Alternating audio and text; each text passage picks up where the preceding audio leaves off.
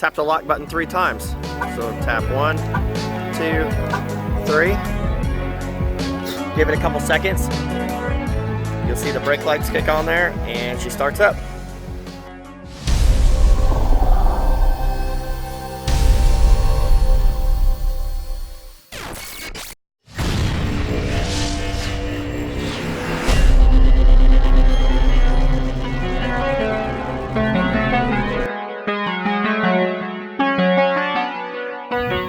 The BCM location in the Quest is behind the instrument cluster here. We have to remove a couple interior pieces that overlap the bezel in order to remove everything. So we're gonna go through and show you exactly how to do that right now. The first panel we're gonna remove is the dash end cap here. You're gonna take a plastic pry tool and just insert it like so, and you can simply just pop this right on out. The next thing we're gonna do is pull this bottom panel loose. You can simply put your fingers over here on the right hand side and pull straight out and then work your way over, and that is loose. Next panel we're gonna remove is the trim piece right here. Go ahead and grab it on the left side and pull it straight back towards you and it will come right on off. There may be an electrical connector that you guys will have to undo here. Down here next to the gas pedal, we're gonna go ahead and remove this panel to the right of it. You simply put your pry tool in and you can pop this right on out. You'll see 2 black push clips that we need to remove. I find this easiest to do with a small flathead screwdriver. You can just simply pop it in here, pull out the tab, and then go behind the whole thing and it pops on out. Repeat the process for the bottom one. Once you guys have the push tabs removed, go ahead and grab this plastic panel and just push it out towards the middle of the car. We don't need to remove it, we just need to loosen it up a little bit. With this bottom panel loose, you're gonna go ahead and grab the big panel right here and simply pull it straight back towards you and it will break loose from the dash. That's gonna give you access to remove the trim panel that has the button on it. As you can see, this panel right here overlaps, but you can't remove this without pulling this away. So now, go ahead, pop this panel loose right here. You'll see some electrical connectors behind this panel. If you guys feel like unplugging this and setting this to the side, go ahead. Just make sure that you plug all these in prior to programming our remote start module. Now that we have all the interior pieces loose, we can remove the plastic bezel that's around the instrument cluster. There are 2 electrical connectors that you need to undo first. There's one here on the left and the same connector right here on the right. So go ahead and unclip those. And this panel, you can simply pull it right here and it will pop right straight out. Once you guys have the plastic bezel removed, there are a couple Phillips screws that hold the instrument panel in. There's one at the top middle, there's one down here on the bottom left, and then another one over here on the bottom right. So go ahead and remove the screws and then unplug the electrical connectors that are in the back of the cluster and then set this aside. Alright guys, I'm out at a Nissan dealership and I'm going to give you a quick description and overview of our new 4HT harness.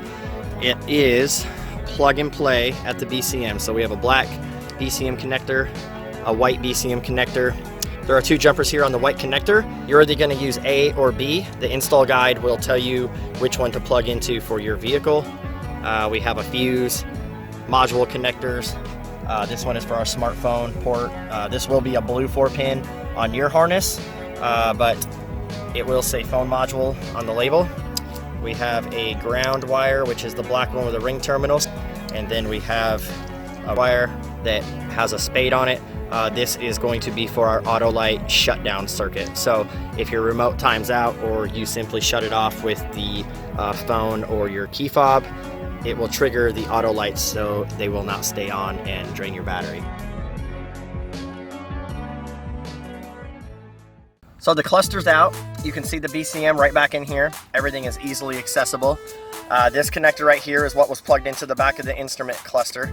Our T-harness is going to go right here in line with the white connector, the black connector.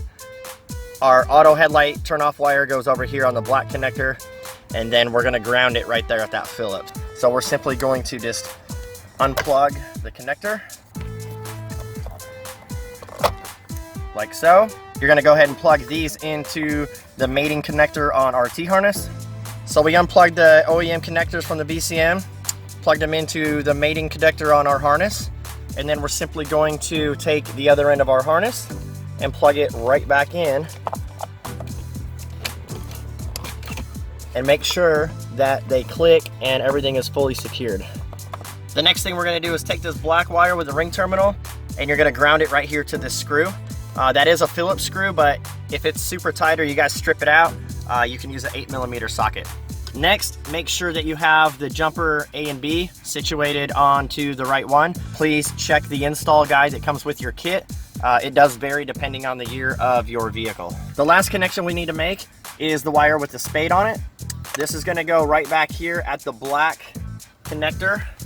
You'll see it right here. There are tabs on each side. So there's a tab here on the right and a tab over here on the left. You basically pinch those tabs inward and then pull that connector back out. There are 6 pin locations on the top row.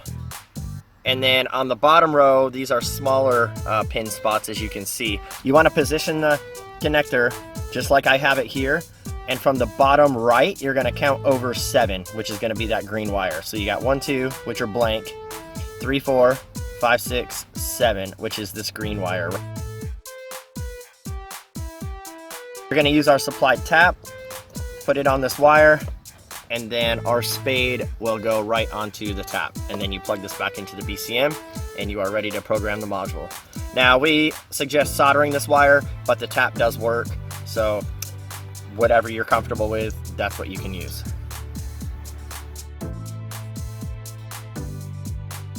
This is a 2-stage programming process, which means you're gonna do stage 1 here in your van. You're gonna send the module back to us. We're gonna complete stage 2, and then we're gonna send it back to you and you simply plug it in and you'll be good to go. Just an FYI, if you turn the car on with the cluster unplugged, you're probably gonna have some sort of check engine light, fuel sensor or something like that, which basically means that the gas gauge was unplugged while the vehicle was turned on. It's nothing major, it can be reset. All right, with that said, route the wire out and over here. I got the cluster plugged in, and now we're gonna go ahead and do the programming. I'm gonna refer you guys to the installation guide because programming and firmware does change. So most up-to-date programming is on our install guide, so please follow that.